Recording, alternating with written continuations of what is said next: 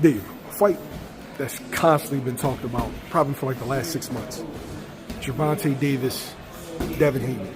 Devin Haney's coming off of a dismantling of Regis Prograis. Gervonta's coming off of stopping Ryan Garcia in spectacular fashion to the body. Who has the edge if they fight in 2024?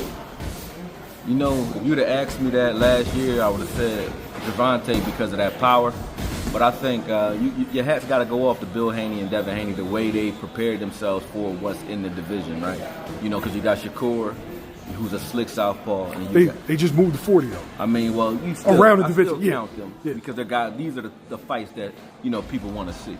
But they're preparing themselves. They prepared themselves for Shakur perfectly with Lomachenko, and I think they followed that up perfectly with Regis Prograis to prepare for a Davis, because they fought a rugged southpaw at his heart, right? And so right now, I would give the edge to Haney due to the fact that his comfortability with fighting southpaws is showing. Now, of course, you know, Tank can knock anybody out if he hits him, and the question becomes, can Devin get through a whole fight without Tank getting off and landing that one clean shot?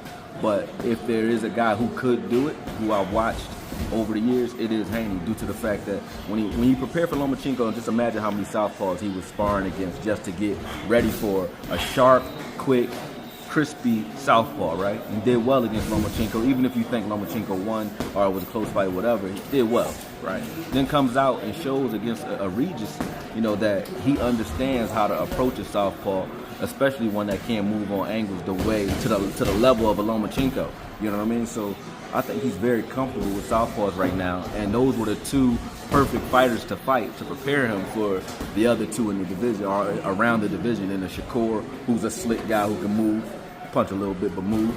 That's what Lomachenko prepared him for.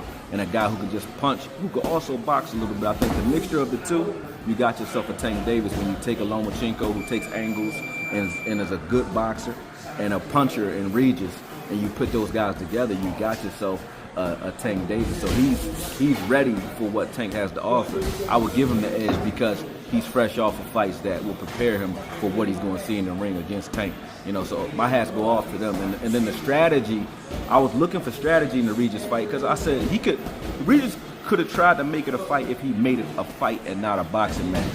But Haney never, him and his dad, they stayed on pace. They never engaged in a fight. They stuck to the game plan the entire fight. And that's something that you don't really see out of a lot of boxers, the poise and that ability to stick with the game plan no matter what.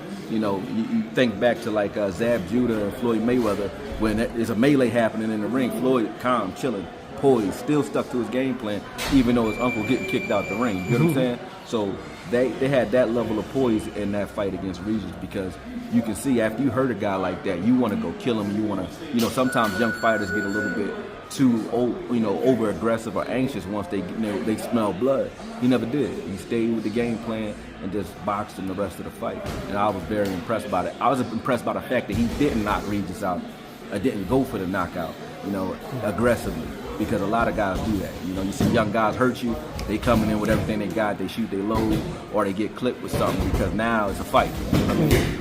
So I respect that.